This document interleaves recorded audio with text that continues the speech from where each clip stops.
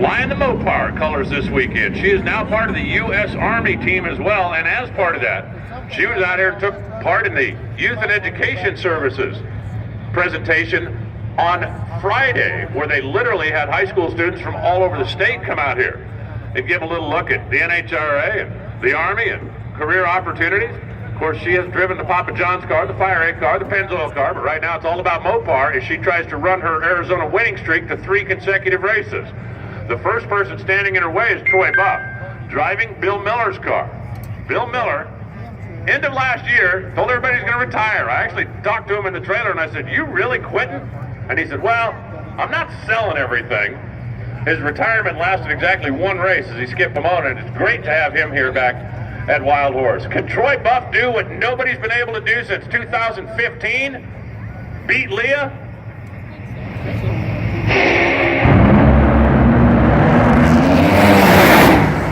But he kept her honest. What Tony Schumacher in his career has been the first victim for a lot of Top Fuel drivers over the years. And I mean a lot. He does not like racing newbies because his record against him is, well, how about this for perspective? For Greg Carrillo, this is the 2nd time he has ever staged in competition. For Tony Schumacher, this is 1,200, a milestone. Again, they've been in the business forever. And Steve Torrance, the Capco Contractors car that last year won 8 races, but not the championship. And they feel like they let one get away. Kind of like the last pair. This really, you look on paper and go, oh yeah, Torrance has got this thing in the bag. I think that's what a lot of people probably thought about Tony Schumacher. I'll take you take the burger and the burl too, huh?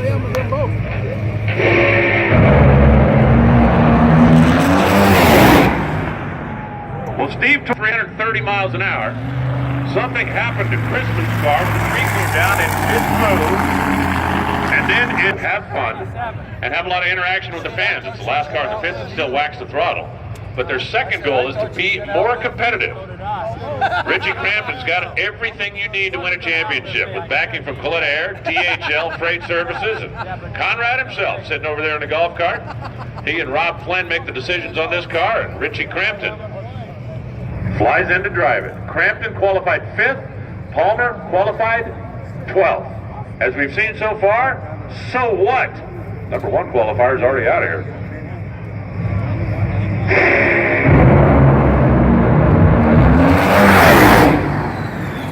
3 points. This team is coming around. It's Team Capco all the way here. Those guys help us more than anybody knows. It's Crystal's birthday. I want to say hi to my mom, too. She's at home. Hi, Mom.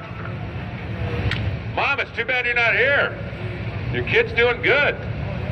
Well, here comes another Capco car, and that's Billy Torrance. Now, Billy Torrance is the captain of Capco. It's his business.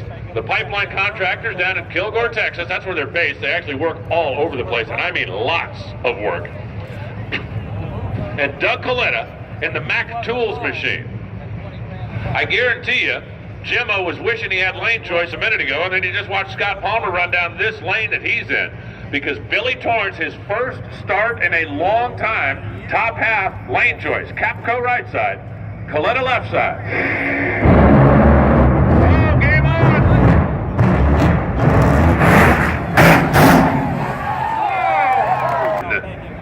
And Billy Torrance did. By the way, Billy, Steve, and Scott. That is a Capco trifecta, all going to round number 2. Let's talk first pair of funny car, then we'll go take a look at what we're going to do in round number 2 of Top Fuel, because we're already burned out and backed up with Bob Tasca and Johnny Lindbergh.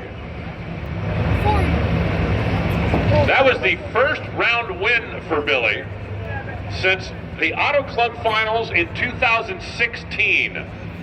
Now, to be fair, he did only race 1 time last year, but it's been a while since he's seen a win line. Buttercraft, Quick Lane, Ford, and Bob Tasca. Head contractors and engineers, the Toyota of Johnny Lindbergh. First pair, first round, funny car at Wild Horse. Ready, set, go!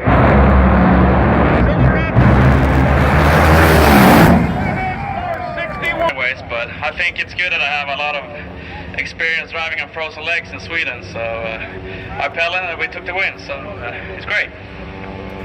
When's the last time you heard an NHRA funny car driver say, I think it's good I have a lot of experience driving on frozen lakes in Sweden? I believe that's a first. Tim Wilkerson, Ron Capps. I'm starting to get to the point now where it's like, okay, what's going to happen next?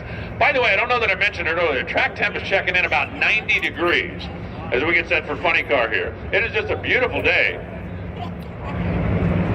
1,100 feet. Density altitude, standard corrections 103, water grains are 14. It's crisp, it's dry, and it's, well, finicky. Tim Wilkerson, the Levi Rand Shout Ford, he's already swapped cars once this week, and Ron Capps, the Napa Auto Park, Carlisle Tools. 3.9. We'll put more in it and go. You know, he almost said that yellow hats are more important than the green hats because he was the #1 qualifier yesterday until Courtney stole it away from him. Advance Auto Parts, Chevrolet and Courtney Force. Del Worsham, the 16 qualifier for C2C Industries. CP Carrillo and Lucas.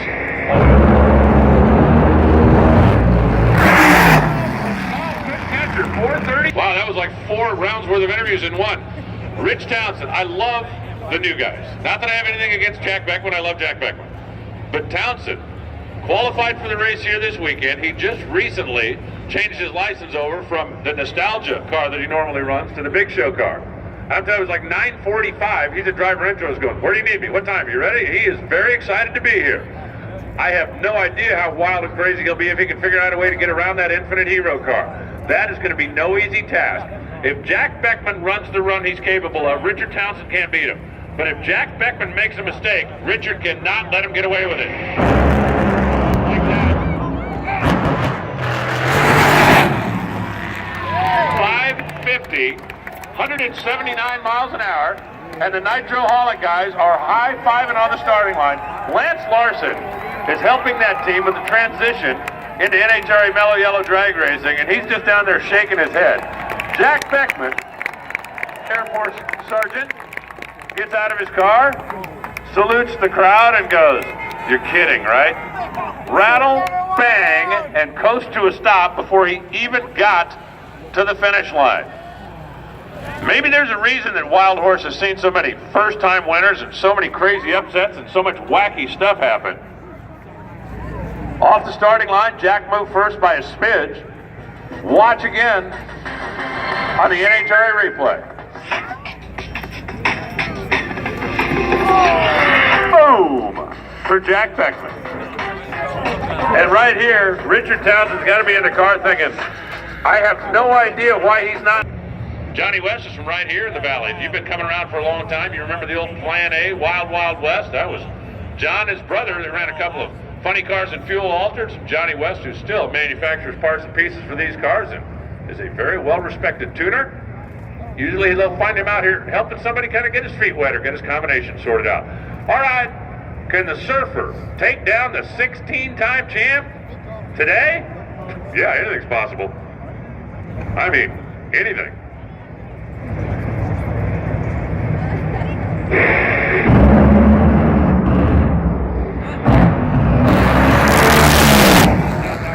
.571, 224 season. Let's see who's the first one to 2. Robert Height for the Auto Club of Southern California. Chevrolet won the championship by running very strongly through the countdown last year. Did not run well all season long. But once they hit their stride out about Denver or so, that car was as good as anything out there. And Tommy Johnson coming back from a big boomer last night in the Make-A-Wish Dodge. The 2 crew chiefs walk away. Schumacher in the right side, Force in the left. That's the stables they come out of, but it's Tommy and Robert hitting the gas.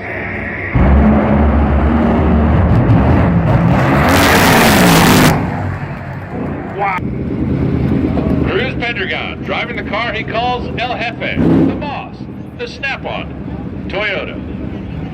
He's got his Snap-on dealer of the race, Steve Renton, out here with him, hanging out with his friends and hoping to go to the winner's circle. And Sean Langdon for Global Electronic Technologies and Wix Filters. 2 Toyotas, 1 independent, that's Cruz. 1 for Coletta Motorsports, that's Sean. Come on.